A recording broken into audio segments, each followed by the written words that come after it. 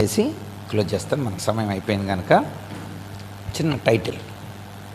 మనం ఇప్పటి వరకు కూడా అభ్యసనం అనే అంశాన్ని ప్రారంభించాం.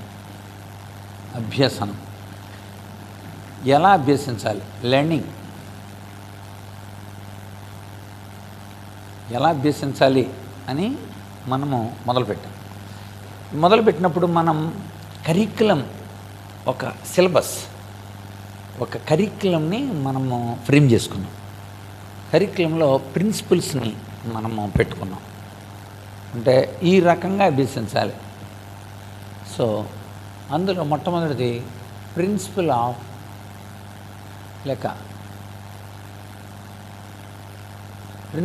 Motivation. Principle of motivation.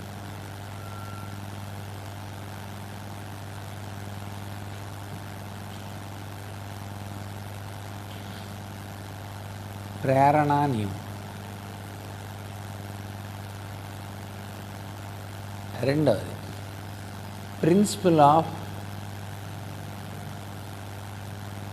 Concentration.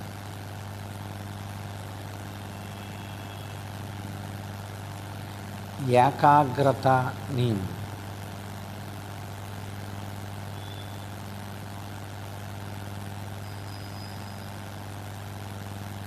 మూడు ప్రిన్సిపల్ ఆఫ్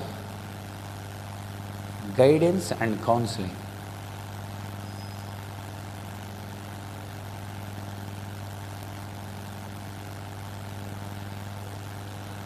మార్గదర్శక కౌన్సిలింగ్ అంటున్నాను, తెలుగులో మంత్రణము అని ఉంది. మంత్రణం అంటే మీరు అపార్థం చేసుకోకండి. నియమం. మూడు పూర్తి చేసామండి మనం. ఇప్పటి వరకు ఈ మూడు పూర్తయింది. ఇక చివరికి ఇప్పుడు మనం ఒకటి మిగిలింది, దాన్ని మనం పూర్తి చేయాలి. సందర్భోచితంగా అనేకమైన విషయాలు మనం నేర్చుకుంటూ ఉన్నాం.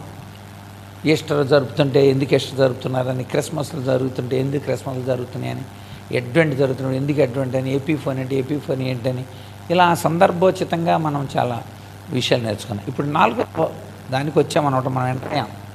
అదేంటంటే ప్రిన్సిపల్ ఆఫ్ రిజల్ట్, ఫలిత నియమం.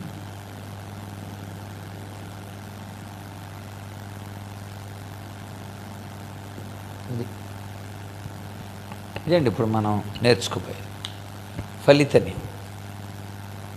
ఫలిత నియమం అంటే మరేమో కాదు, దేనికైనా ఫలితం ఉండాలి.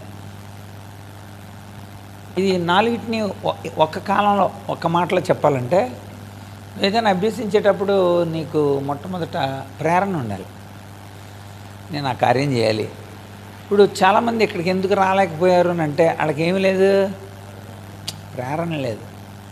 మాంసం కొనడానికి ప్రేరణ ఉంటుంది, లేకపోతే లోన్ తీసుకోవడానికి ప్రేరణ ఉంటుంది, లేకపోతే మనకు నచ్చిన బట్టలు కొనుక్కోవటానికి ప్రేరణ ఉంటుంది, నచ్చిన వాళ్ళకి కలవటానికి ప్రేరణ ఉంటుంది, అన్నిటికీ ప్రేరణలు ఉంటాయి. కానీ నేర్చుకుందామన్న ప్రేరణ వాళ్ళలో లేదు. దాని యొక్క విలువలు తెలియలేదు వాళ్ళకి.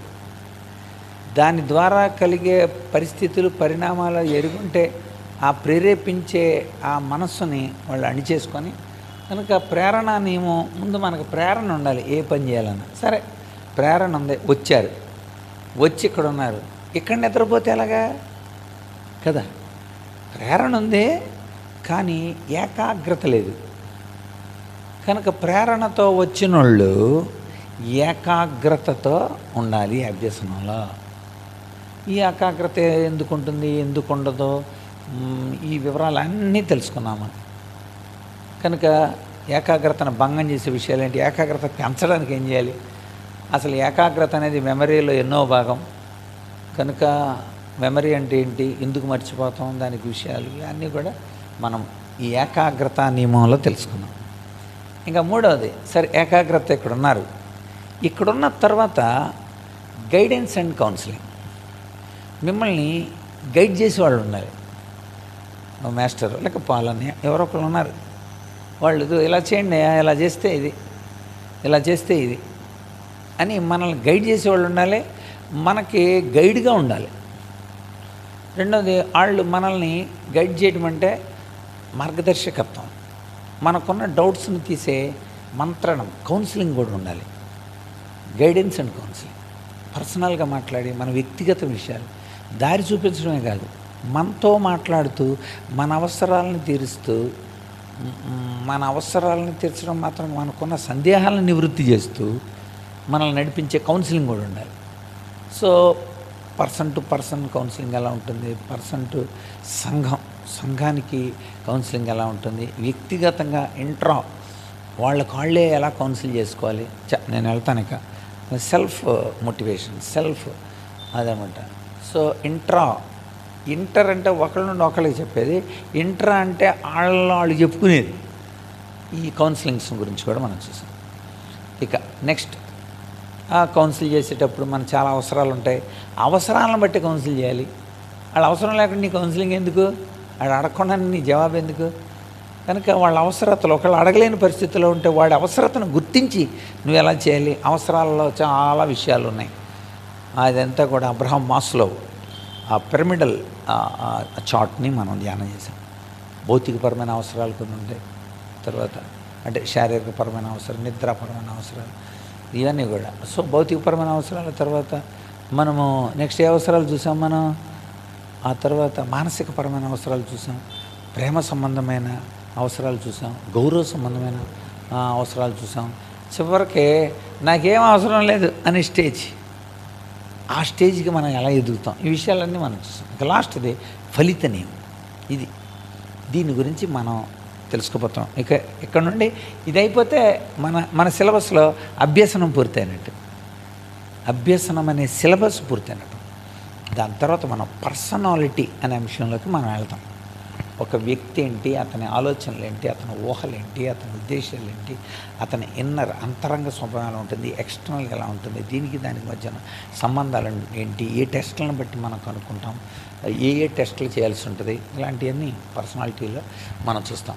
సో దీనికి సంబంధించి ఫలిత నియమంలో అంటే ప్రతి దానికి కూడా ఫలితం ఉంటుంది, ప్రతిదానికి ఫలితం ఉంటుంది. బైబిల్ కూడా చెప్పింది, ప్రతిదాన్ని నువ్వు చేసే ప్రతి కార్యానికి ఫలితాన్ని దేవుడిస్తాడు.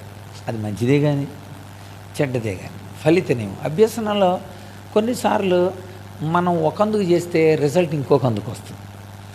వైభవ్ సిల్క్ శారీస్ వాళ్ళు ఇంటిపై నుండి కిందకి చీరలు ఆరబెట్టుంటారు, అన్నీ వరుసగా ఆరబెడతా ఉంటారు. అవన్నీ ఇలా రెఫరెఫరెఫరెలు ఆడుతూ ఉంటాయి. ఒకడు బిఎస్ఎస్ఎల్ఆర్ సైకిల్ వేసుకొని ఆ సిల్క్ శారీస్ని ఇలా టచ్ చేసుకుంటా వెళ్తుంటాడు. అది ఇలాగ చాలా చక్కగా ఉంటుంది అడ్వర్టైజ్మెంట్. అయితే ఆ అడ్వర్టైజ్మెంట్ వచ్చిన ఒక సంవత్సర కాలంలో వైభవ్ సిల్క్ శారీస్ కంటే బిఎస్ఎస్ఎల్ఆర్ సైకిళ్ళు ఎక్కువ అమ్ముడుపోయినాయి అంట. అందుకని వెంటనే రద్దు చేశాడు. అంటే ఏంటంటే వాడు చేసింది ఒకటైతే ఫలితం ఇంకోటి అయింది. అంచేత కొన్నిసార్లు మనం చేసే ప్రయత్నం ఒకటైతే ఫలితాలు ఇంకోటి వస్తుంటే అబ్బా రిజల్ట్ వస్తుందని నేను అనుకోలేదు, అలాంటి రిజల్ట్ వచ్చిందేంటి అని. కౌన్సిలింగ్స్లో కూడా తాగుబోతులకి అందరికీ కౌన్సిలింగ్ జరుగుతుంది. కౌన్సిలింగ్ జరుగుతుంటే అందరూ చక్కగా చెబుతున్నారు, అందరూ తాగుబోతులే, 16 మంది తాగుబోతులు. సో వాళ్ళకి ఒక ఆయన వచ్చి ఎలాగ మనుషులు తాగుబోతుతనంతో పడైపోతున్నారు, అసలు ఆ తాగుల్లో ఉన్న విష పదార్థాలు ఏంటి అవన్నీ చెప్పాడు. ఇంకొక ఆయన వచ్చి సైకాలజిస్ట్ వచ్చి ఏం చెప్పాడు, అసలు బ్రెయిన్ ఎలా పడి చేస్తుంది, చిన్న మీద ఎలా పడి చేస్తుంది, మిడిల్లో బ్లాంకెట్ నెల పేగులు నిలబడి అలా ఏవేవి అవయవాలు పడవుతాయి అనేది ఆయన చెప్పాడు. ఇంతలో ఇంకొక డాక్టర్ వచ్చి చెప్పాడు, ఇదిగో నేను ప్రాక్టికల్ చూపెడుతున్నాను చూడండి అని. చక్కగా ఒక గ్లాసులోనే నీళ్లు, ఇంకో గ్లాసులోనే సారా తీసుకొచ్చి 4 వానపాములు తీసుకొచ్చి 2 వానపాములు నీళ్లలో 2 వానపాములు సారాలు వేసాడు. నీళ్ళలో వేసిన వానపాములు ఇలా తిరుగుతున్నాయి, సారాలు వేసిన పాములు ఆ వానపాములు పొడుం అయిపోయి కలిసిపోయినాయి. అంటే మన పేగుల్లో ఎక్కడ నుండి ఇదంతా పేగులంతా కూడా ఈ వానపాములకి ఏ శరీరం ఉంటుందో సెల్యులోజ్ అనే శరీరం మెత్తగా ఉంటుంది అన్నమాట. అది ఉంటుంది మన పేగులకి చుట్టూరు అది ఉంటుంది అన్నమాట. ఇప్పుడు సారా తాగినప్పుడు ఆ లోపల ఉన్న ఆ పేగుల లోపల ఉన్న ఆ సెల్యులోస్ అంతా కరిగిపోద్ది అనమాట. కరిగిపోద్ది అని చెప్పాలని డాక్టర్ పాపం ప్రయత్నం చేసి రైట్ ఏమర్థమైంది మీకు అని అంటే, అందులో ఒకళ్ళు లేచి చెప్పాడు, సారదైతే లోపల పురుగులన్నీ చచ్చిపోతాయి. ఫలిత నియమం దెబ్బతింది అక్కడ. అంటే చెప్పాలనుకుందే ఒకటైతే వచ్చిన రిజల్ట్ ఇంకోటి. కనుక మనం చేసే ఫలితాలు చాలాసార్లు ప్రతికూల ఫలితాలు ఇస్తుంటాయి, ప్రతికూల ఫలితాలు. అందుచేత ఫలిత నియమం చాలా కీలకమైంది అనమాట మనకి. ఈ ఫలిత నియమం మనకి తెలియాలంటే ఖచ్చితంగా ఒక అభ్యసనంలో కొంతమంది శాస్త్రవేత్తలు ఉన్నారు. ఆ శాస్త్రవేత్తల గురించి మనం బాగా తెలుసుకోవాలి.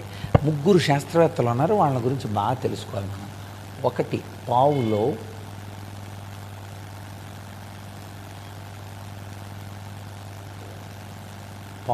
అనే రష్యా శాస్త్రవేత్త, పావులోవ్ అనే. రెండవది థార్నడైక్ అనే ఒక శాస్త్రవేత్త. మూడవది స్కిన్నర్ అనబడిన శాస్త్రవేత్త. వీళ్ళ 3 గురించి మనం తెలుసుకోవాల్సిన అవసరం ఉంటుంది. ఎందుకంటే వీళ్ళు చేసిన చాలా ప్రయోగాలు ఇప్పుడు ఫలితాలు ఎలా వస్తాయంటే, అందులో ఈ శాస్త్రవేత్త చెప్పిన ఒక థీరీని చెప్తాను. దాని యొక్క అప్లికేషన్స్ అన్నీ వచ్చేవారు మనం ధ్యానం చేయాలి. థీరీ ఆయన చెప్పాడు అనమాట. ఆయన చెప్పింది ఏంటంటే, మనము ఎలాంటి స్టిమ్యులేషన్స్ కలిగి ఉన్నామో అలాంటి రెస్పాన్స్ ఉంటుంది అన్నాడు. అంటే ఎలాంటి ఉద్దీపన అనే పదం ఇక్కడ మీకు చెప్పాలి. ఉద్దీపన అంటే స్టిమ్యులేషన్. ఆ పదం మీరు సైకాలజీలో నేర్చుకోవాలి. ఉద్దీపన, ఇంగ్లీష్లో స్టిమ్యులేషన్. ఎలాంటి ఉద్దీపన ఇస్తున్నారో అలాంటి ప్రతిస్పందన కలుగుద్ది.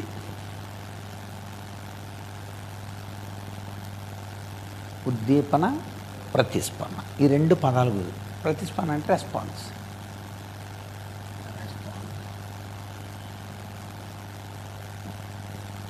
ఓకే. గిల్లారు, ఆడు నవ్వాడు, గట్టి గిల్లారు, ఆడు ఏడ్చాడు.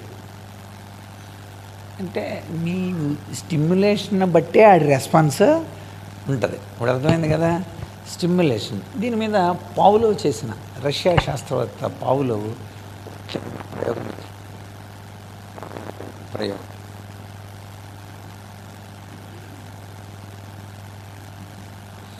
ఈ పావులోవ్ ఏం చేశాడంటే, ఒక కుక్కని చాలా జాగ్రత్తగా పరిశోధన కోసం పెట్టుకున్నాడు. కుక్కని అంత దూరంలో పెట్టి ఆహార పదార్థం తీసుకొచ్చాడు. ఆహారం ఎక్కడుంది? కుక్క ఎక్కడుంది? కుక్క ఆకలితో ఉన్న కుక్క, అది గుర్తుంచుకోవాలి. ఆకలితో ఉన్న కుక్క ఎప్పుడైతే ఈ ఆహారం కనబడినో వెంటనే దాని నోట్లో లాలాజలం ఊరింది.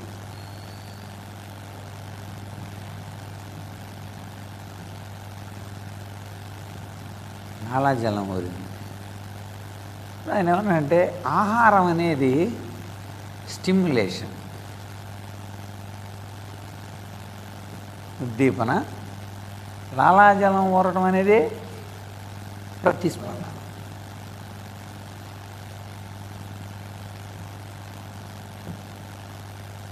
అది అంటే దీనికి మధ్య ఒక సంబంధం ఉంది. అది ఒక సంబంధం ఉంది. ఈ సంబంధాన్ని ఇంకా కొంచెం పెంచాడు.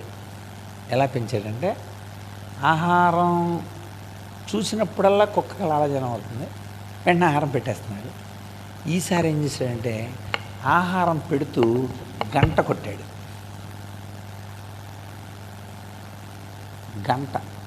గంట కొడుతూ ఆహారం పెడుతున్నాడు. గంట కొడుతూ ఆహారం పెడుతున్నాడు, సహజంగానే లాలాజలం ఊరుతుంది.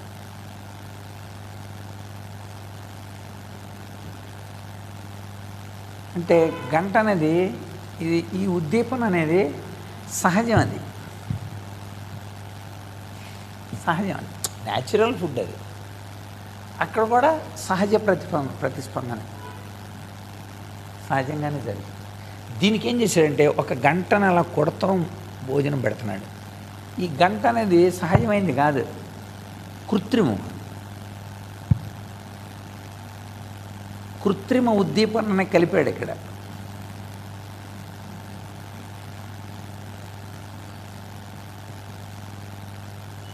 ఒక గంటను కొడుతూ భోజనం పెడుతున్నాడు. నెక్స్ట్ గంట కొడుతూ భోజనం పెడుతున్నాడు, గంట కొడుతూ భోజనం. వారం రోజుల తర్వాత భోజనం పెట్టకుండా గంట కొట్టాడు. అలాగా వెంటనే దాని నోట్లో లాలాజలం ఊరిపోయాడు. అన్నం పెట్టకుండానే. ఎందుకని? ఇప్పుడు మూడో స్టేజ్లో గంట, ఓన్లీ గంటే కొట్టాడు. గంట కొడితే దానికి లాలాజలం ఉంది. ఎలా ఊరింది అంటే అదేమంటాడంటే ఈ గంటకే ఆహారానికి అంటే సహజమైన ఈ ఉద్దీపనకే ఒక కృత్రిమమైన ఉద్దీపనని జోడించి ఒక నిబంధన తయారు చేశాడు. దానిని నిబంధన అన్నాడు. ఏమన్నాడండి? ఆ పదం గుర్తుంచుకోవాలి. నిబంధన.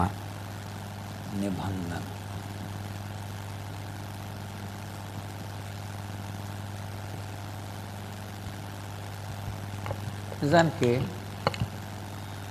మనకి చెప్తారు, థియరీలో చెప్తారనమాట. ఏమనంటే ఎరుపు రంగు దేనికి గుర్తు? ఎరుపు రంగు డేంజర్ గుర్తు. నెక్స్ట్ పసుపు రంగు, నెక్స్ట్ ఆకుపచ్చ రంగు.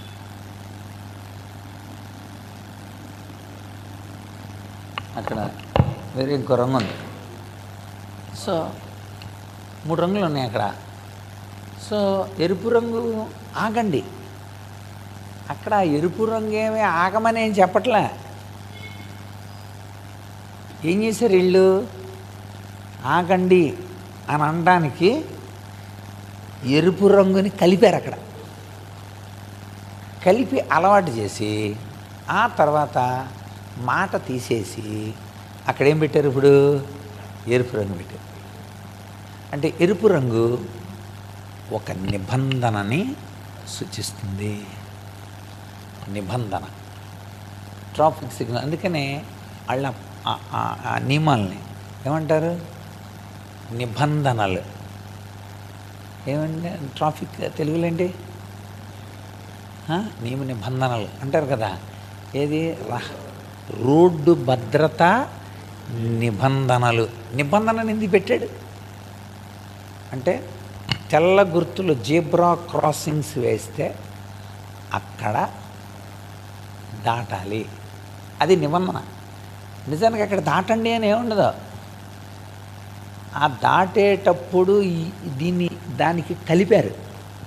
అందువలన పూర్వపు ఫుడ్ లేకపోయినా గంట కొడితేనే దానికి లాలాజలం ఏర్పడింది. థియరీ అర్థమైంది.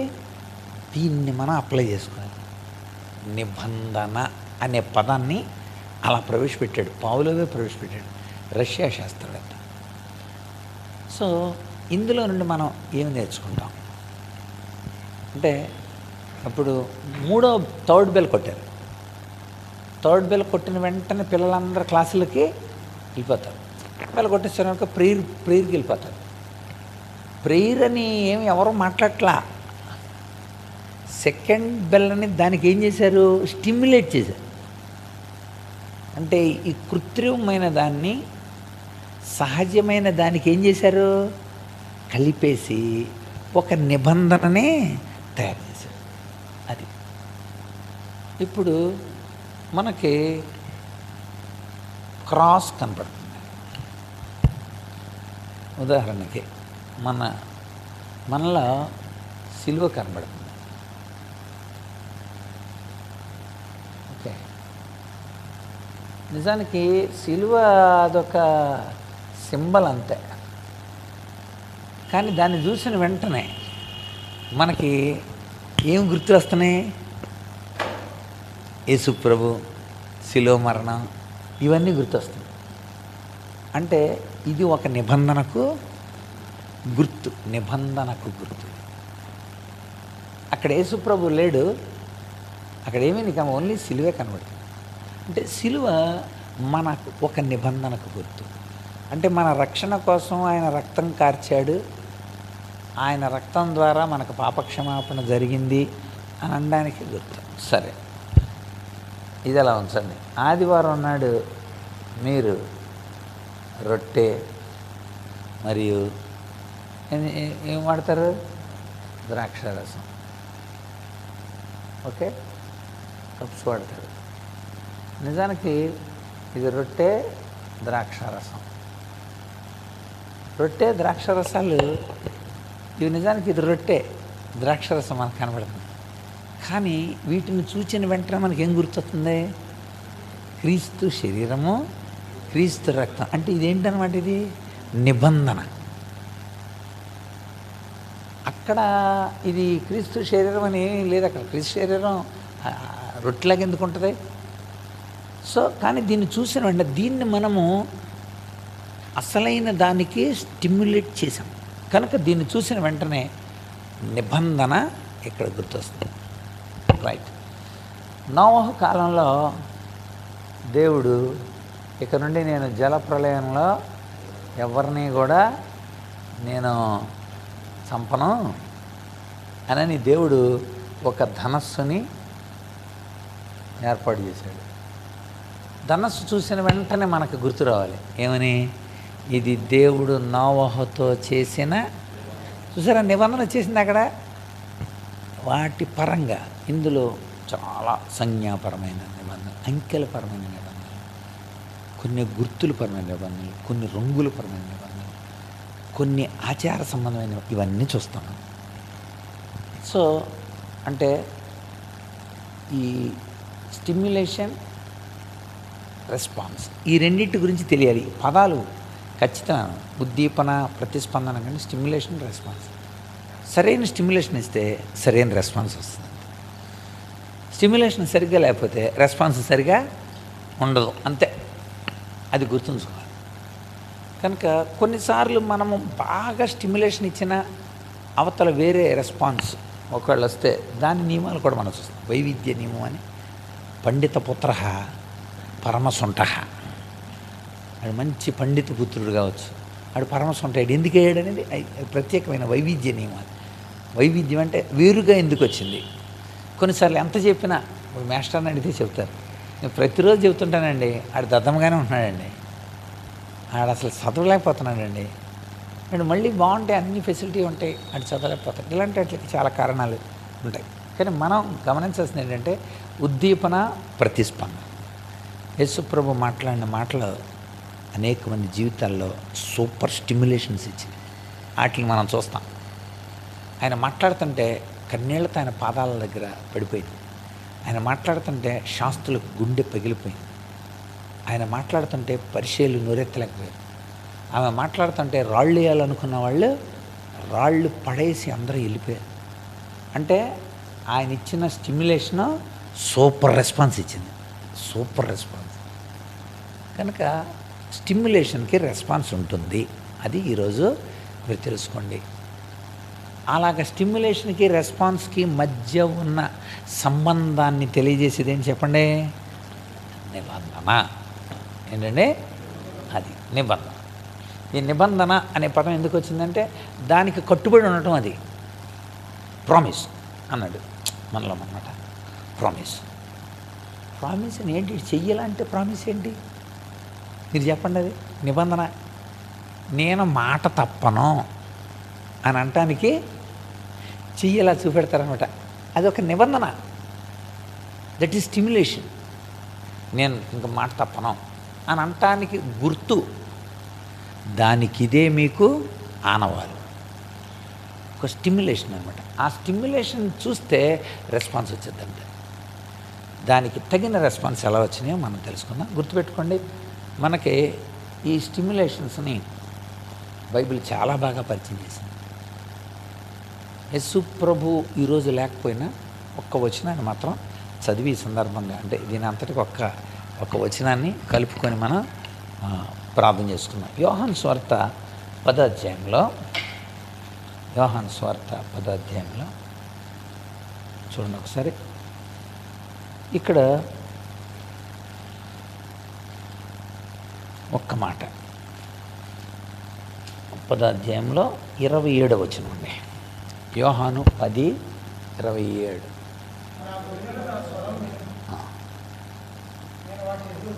అది అంటే నా దగ్గర ఒక వీడియో ఉంది.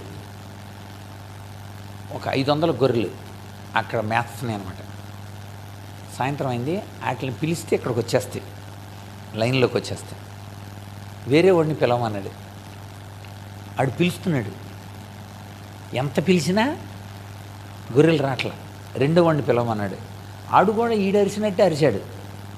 శబ్దం వస్తే కొన్ని గొర్రెలు ఇలా చూసినాయి అంతే. ఆ వీడియో ఉంది నా దగ్గర. ఎలా చూసినాయి ఆ శబ్దాన్ని చూసి మళ్ళీ ఆగిపోయినాయి. నా గొర్రెలు, నా స్వరము.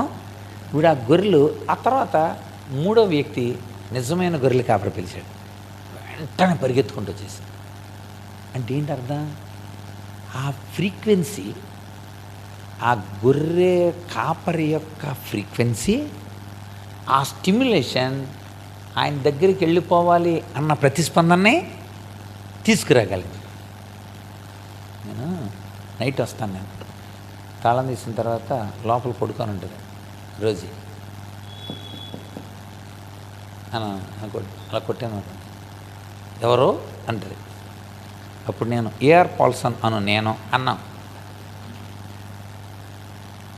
నేనే అంట, నేనే. అసలు నేను కొట్టే విధానమే తెలిసిపోద్దాం. Okay, that is stimulation. మీకు చెప్పను, అది కొడితే తలుపు తీసేద్ది, అది స్టిమ్యులేషన్ అనమాట.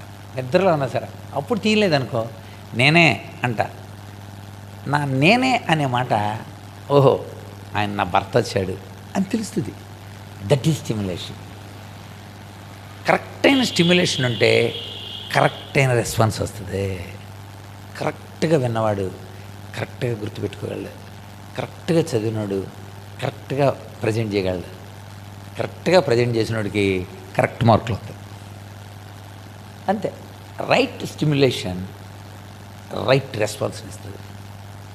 సో రాంగ్ స్టిమ్యులేషన్ ఇచ్చినప్పుడు రాంగ్ రెస్పాన్స్ వస్తుంది. అది మనం చూస్తాం.